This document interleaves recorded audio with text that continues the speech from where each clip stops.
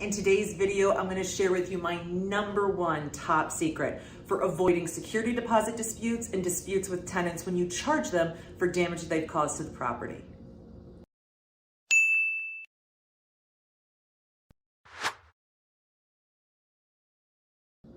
I'm Jennifer Rollins, landlord, educator, advocate, and broker at One Focus Property Management. And I have a top secret. I don't know why it's a secret. I share it with everyone. One thing we do at One Focus Property Management that works incredibly well that you could be doing just as well for free is video move-in and move-out inspections. So that means as soon as possible after a tenant moves out from the property, the very first thing we do is this video move-out inspection I'm about to teach you. And then the very last thing we do before we move a new tenant into a property is this same inspection process. Why do we do this? Well, there is no better tool than properly taken video and, of course, stored for your justification and documentation of your property and any charges that may come about as a result of negligence, damage, or abnormal wear and tear. So we do these videos in order to kind of mark a place in time and accurately document the property. I hear a lot of folks say that they use still camera photos.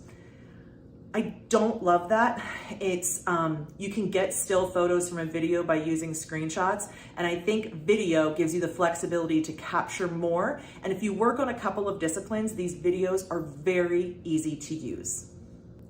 Now, of course, video is an incredible record of the property, but there's a couple other things that you can do with your video to really make sure it's super useful to you. One hint is, as you document the condition of your appliances, grab the image on the inside door or inside panel of the model number and serial number of the appliance. Why is this so helpful? Well, often damages in properties are related to the handles, drawers, shelves of appliances, and those things need to be replaced.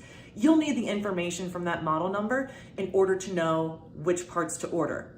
Additionally, say you have an appliance issue over the course of the tenancy, and the tenant calls in and says, hey, the stove isn't working, and you need to get service. Did you know that some appliance repair people only work on certain brands? You're gonna need to know the type of appliance you're hiring them to work on. The video comes in super handy. You can also document things like meters. So meter numbers on the gas meter, electric, or water meter, a great thing to have in your back pocket. Also, window dimensions for blind reordering. So you might do your move-out inspections and notice that 3 need to be replaced, but then you have to go back and measure. So that way you have this information consistently documented. Things like filter sizes, also another great way to go. So first things first, we're gonna get ready to take a video. It's not as simple as unlocking the door, pressing record, walking through, and you're done. No, a properly taken inspection video will take upwards of 20 to 40 minutes depending on the size of the property. So the very first thing we train our team to do when they're doing a video, when they're walking into the property, is to turn on all the lights, open up all the blinds, and we open up all the cabinets. Then we view the whole property. We're attempting to determine what is the condition here. Is there some sort of damage that I need to document? If so, what kind of lighting will I need? Am I checking the fronts and backs of doors? Am I looking at the exterior and interior? Are there any entry or exit ways I need to make sure to get to? And we always make sure to get attics and basements. So as you can see, this isn't a quick video. So I'm gonna go prepare this apartment for the video inspection, and we'll come back and I'll show you the actual mechanics of taking the video. As you can see, I've prepared this kitchen for the inspection. Now, why do we open up the cabinets and such all ahead of time? Well, we do that so that we can see inside everything and then close everything and get a video of all of the outsides. We find that doing this first helps provoke attention to each individual thing as you do your video. Now, I don't have a camera in my hands, but I'm gonna try to mime it.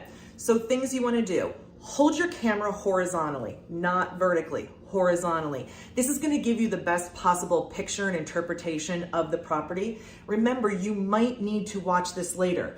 The only time you need to watch this later is if you need information or you're having a dispute. So we wanna turn it wide so we get lots of coverage of the space. Now the next tip, You're gonna wanna go way slower than is comfortable. So if you're thinking you might go through a property and just kind of go like this, no, we're going to get closer and go far slower and more deliberately. And why do we do that? Well, if you've ever reviewed a video attempting to look for damage or document damage or find exactly where it is, you'll know that these videos tend to be jerky and movementy. So you wanna make sure you're checking your video so it's actually useful. Now, the last tip I give you is what's called walking the walls. It's to ensure you get every part of a room. So typically when I start in a property or in a room, I'm going to start in a back corner or the entry, and I'm going to look at the ceiling and the floor.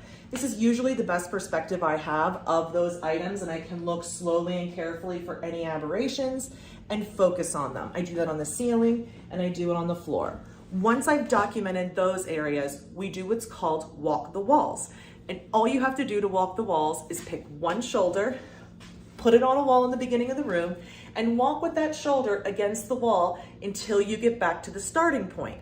So what this could look like is I would start here with this shoulder against the wall, and you're gonna watch me walk from the back, and I am going to walk very slowly, documenting the wall as I go and everything, and I'm going to be narrating so that the video's even clearer. This is how.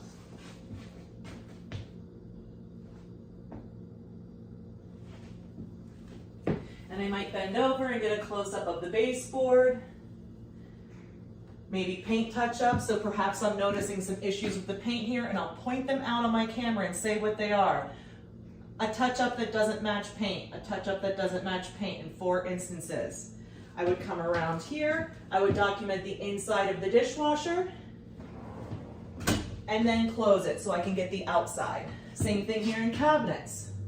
We can view cabinets, close it, get the outside. Now again, I'm walking the walls, so I'm going very slowly and carefully. At windows, we have our blinds open so that when we get to the window, we can close it and see that the blind is not broken. You can also note if there's missing screens in the window at this time. We're looking at the sink, we're looking underneath of the sink. Again, shutting those cabinets, looking at the outside. We would continue the whole way around the kitchen just that slow. When we get to our appliances, for instance, the microwave, we would get right inside the cabinet of the microwave and get the picture of the model number and serial number. This is painstaking, but if you make it a process and do it the same way each time, you're gonna find a ton of time savings in this. I wanna show you what an inspection looks like in a bedroom. We're gonna do that one next. The process isn't much different in a bedroom. When we come into the bedroom, the first thing we're gonna do is a careful look at all of the ceiling and all of the flooring, making sure that we see every part. And then we'll pick a starting point on the wall, put one shoulder to the wall, and document the property, walking until we get back to that starting point. A room this size, the video might be 2 to 3 minutes long. That tells you just how slow you need to be going. My last tip is to find an online storage place to keep these videos to make sure that they're never going to be gone. So you don't want them on a hard drive or on a phone, that if you lose that or lose access to that device, the video's gone. I love YouTube. We keep a ton of our move-in and move-out inspections on YouTube. So it's a very safe place to keep it. You can keep it private so nobody can see it, but it's there stored safely for when you need it. Now, how can you make this video extra useful? Well, you wanna make sure your tenants know that it exists. So when you move them in, like we do at One Focus, we don't use those paper move-in and move-out condition forms. Nope.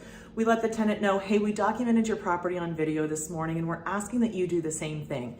Keep that video, do the same thing when you move out. And what's great about this is that when you move out, if we have any disagreements about the condition of the property when you moved in or moved out, you and I will have a video of both times. And at that point, if we're not able to agree, a judge would have those videos to review. I find that's very persuasive to let tenants know that there is a video documentation of the property. Now, how you make it extra useful is when that tenant gives you notice to vacate, notice to move out of the property, and you're providing them move out instructions. A great idea is to include a link to your video, reminding them that, hey, whether it was 1 year, 2 years, 10 years ago, this was the condition of the property when you moved into it. I want to remind you of that condition, and so we both have the same pointing start of reference. I find that by having these videos and using them as I communicate with my tenants, specifically around damages in the properties, that we have a lot less conflict around that issue and we get to resolution a lot sooner. I hope this tip helps you and you learn how to make better move-in and move-out inspection videos of your rental properties. This will save you time and hassle, I promise. If you love tips like this, follow us here on YouTube. We're always making videos that are so valuable to real estate investors.